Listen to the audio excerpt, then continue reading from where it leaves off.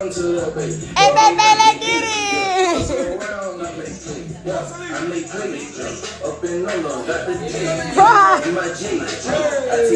What? April 20th, 2025 in Birmingham, Alabama. A 27-year-old man and his partner celebrated Easter alongside their daughter's 7th birthday. By all outward appearances, the day was defined by warmth and family celebration. However, before nightfall, a domestic dispute spiraled into a tragedy that no observer could have predicted. McKis Bostic became trapped between a vehicle and a residential wall after she deliberately accelerated toward him. A fatal explosion of violence occurred while their children were potentially watching from the rear of the car. Authorities discovered 27-year-old McKis James Bostic pinned against the structure of the home where the festivities had just concluded. A scene of total pandemonium followed. Relatives were inconsolable, and responding units struggled to maintain order amidst the raw grief and chaos. Under the specific legal statutes of Alabama, this homicide carries profound implications if premeditation is established. The presence of minors at the scene elevates the charges to capital murder. State law mandates that any killing involving a shared child under 14 years of age can lead to a capital conviction. When she appeared before the court days later, her demeanor suggested a complete lack of remorse. She was captured, smiling and laughing, casually whispering to onlookers as if the proceedings were trivial. This investigation reveals a deeply unsettling narrative that only grows more disturbing as the facts emerge. Before analyzing the evidence further, please subscribe to support these deep dives into criminal psychology. McKis James Bostic, age 27, was a native of Birmingham. After graduating from Woodlawn High, he began his career serving the public in Jefferson County. By age 27, he had spent several years as an officer at the Jefferson County Family Court and Youth Detention Center. Bostic had a natural gift for reaching troubled youth, possessing the maturity to lead and the youthfulness to relate. His inner circle described him as a man of high energy, unwavering honesty, and deep affection. Co-workers noted that he spared no one from his wit, frequently using humor to lighten the atmosphere of their high-stress workplace. He was the life of the room, always checking the pulse of the group. He was constantly engaging with everyone around him. To those who knew him best, he was simply called Keith. His digital presence mirrored his personality, as he often characterized himself as a natural comedian. Those accounts align with the reputation he left behind, a man recognized as one of the few truly good ones remaining. He was a provider who prioritized the needs and stability of his household above all else. The calculated cruelty of his death stands as a jarring contradiction to the kindness he extended to others. His absence leaves a profound void. In his personal life, Bostic was a social catalyst who thrived at community gatherings. He was more than a guest. He was the primary source of energy at every event. He is survived by his twin, Mike Bostic. The brothers were lifelong companions who navigated every stage of their lives in close proximity. In addition to his 3 biological children, Bostic had fully embraced the responsibilities of a father figure for 2 children belonging to his long-term partner, Chhatise Jackson. Chhatise Renee Jackson, age 30, was 3 years older than the man she is accused of killing. A native of Fairfax, Virginia, she had relocated to Birmingham where she and Bostic established their joint household. She was raising 5 children, 2 from a prior relationship, and 3 she fathered with McKis. Her digital footprint was heavily centered on self-promotion. Featuring an endless stream of solo content, she existed at the center of her own online universe, while Bostic's profile served as a testament to their life together. His feed was a gallery of their shared travels and milestones. He referred to her as his wife in every spiritual sense. She represented the future he was working to build and the family he cherished. However, this public display of loyalty was rarely returned. Jackson's mentions of Bostic were infrequent and reserved for formal occasions. While emotional expression varies by individual, the contrast in their public digital interactions was stark.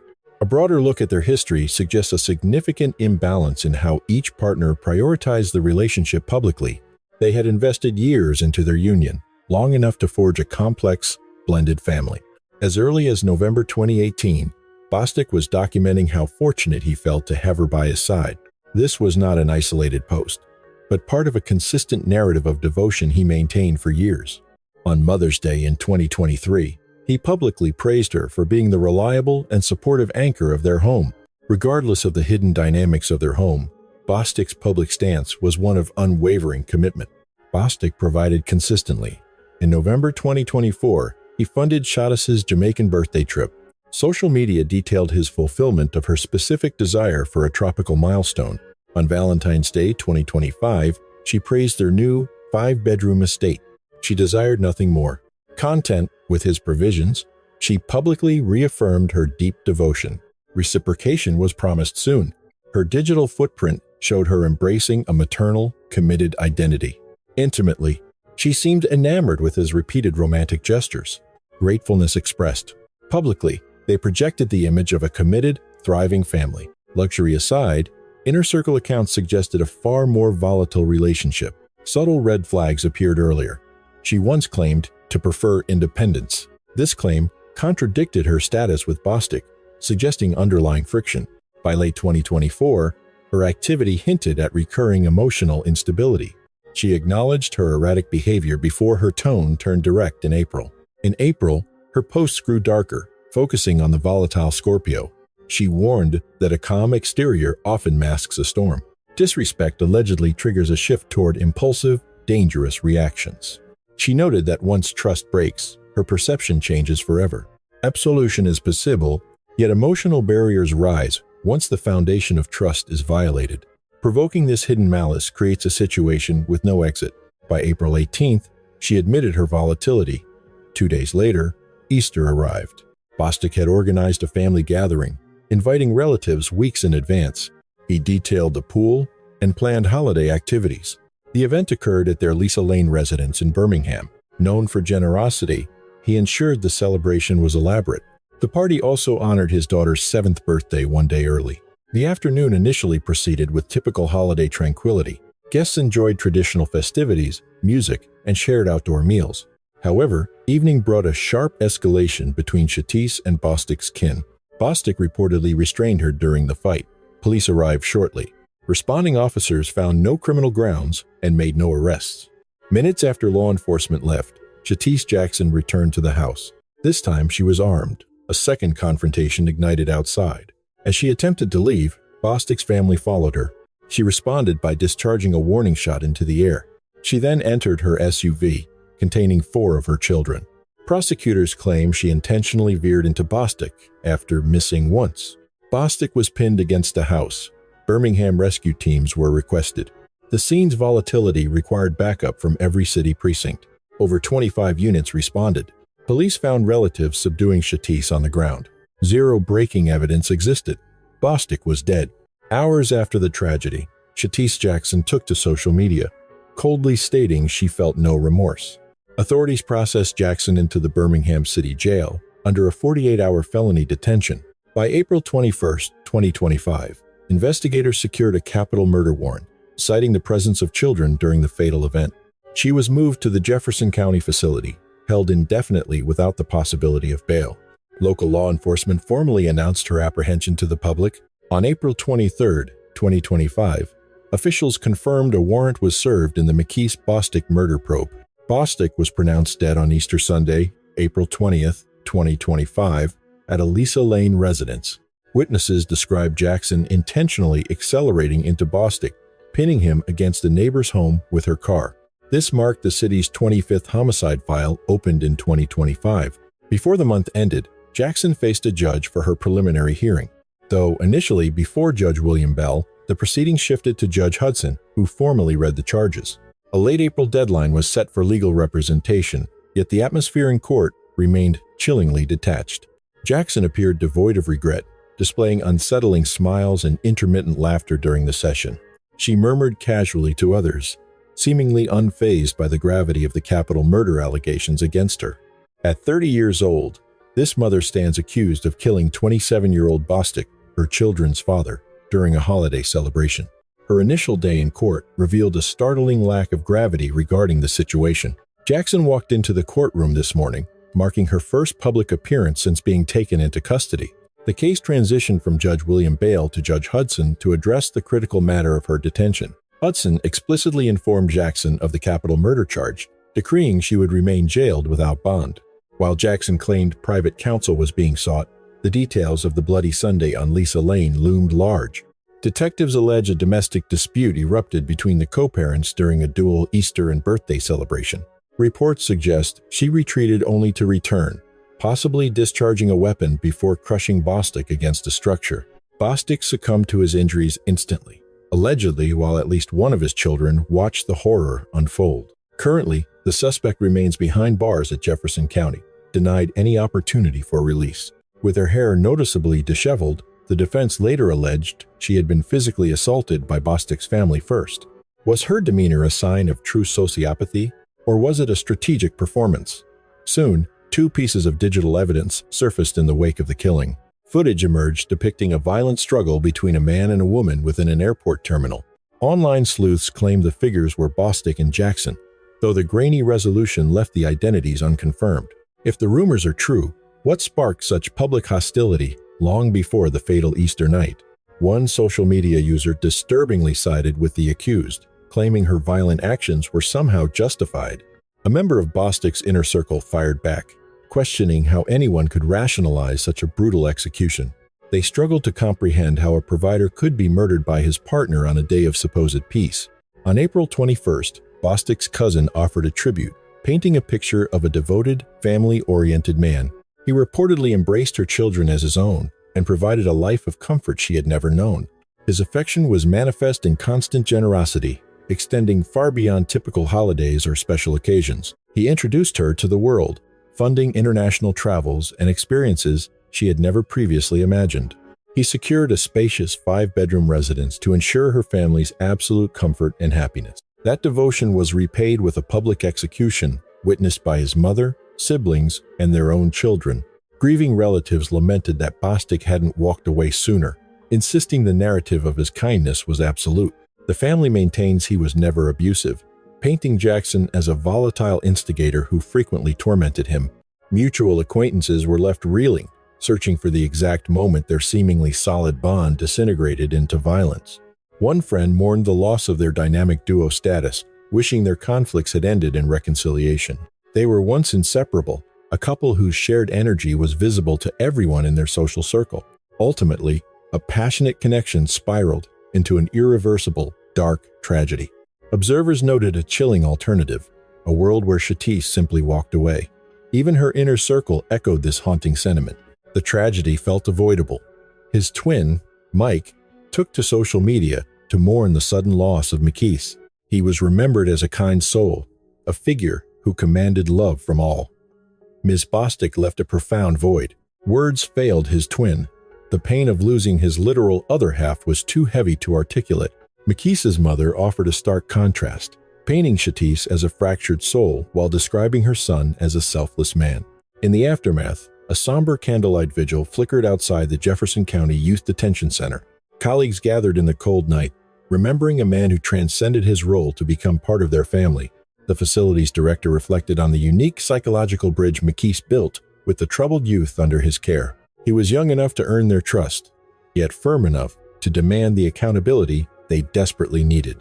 Before the incident, McKis Bostic, known to many as Big B, was a fixture at the Jefferson County Youth Detention Center. But those walking those halls daily say he was more than a colleague. He was a brother. He used humor as a tool, ensuring no one was spared from his wit, always lightening the facility's heavy atmosphere. Mourners released balloons outside the building where Bostic had dedicated himself to redirecting young lives as an officer. Leadership noted his intuitive ability to connect with children who had been discarded by the system. At 27 years old, he possessed a natural relatability that the youth respected. His youth gave him an edge, allowing him to command a level of respect that older officers often struggled to achieve. Commissioner Sheila Tyson used the vigil to highlight a dark truth. Domestic violence is an indiscriminate predator claiming men too. Men also suffer domestic abuse and require specialized intervention and support. Investigators suspect the children witnessed the horror. The facility gifted them personalized teddy bears that Friday night. It was a pledge. The facility would remain a permanent presence in the lives of the children left behind. Their commitment extended beyond the memorial, promising long-term support for McKis's surviving children. Plans were already in motion for the holidays and summer programs to ensure the children remained connected to his community.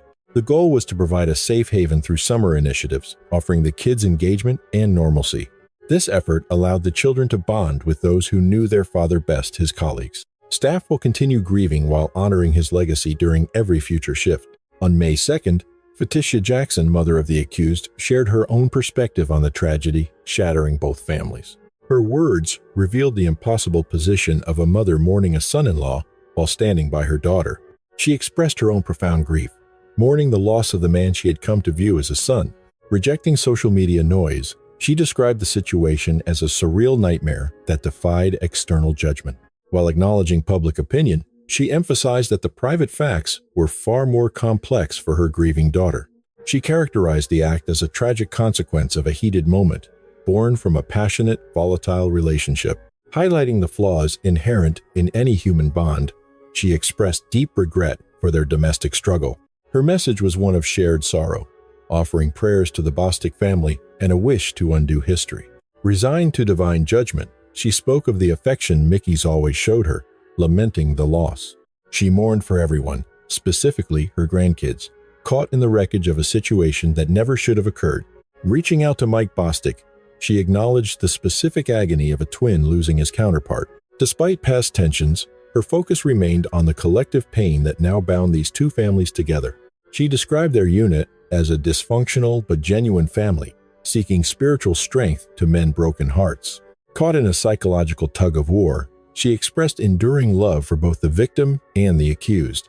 Regardless of where one's sympathies lay, a single chilling fact remained undisputed across all accounts. This was a preventable tragedy. McKis was buried on May 3, 2025, with a hearing on June 11th. Defense attorneys argued the charges were excessive, claiming Chhatise was an assault victim trying to escape. Prosecutors countered, citing two distinct attempts to strike the victim. On March 13, 2026, a grand jury indicted Chhatise Renee Jackson for capital homicide.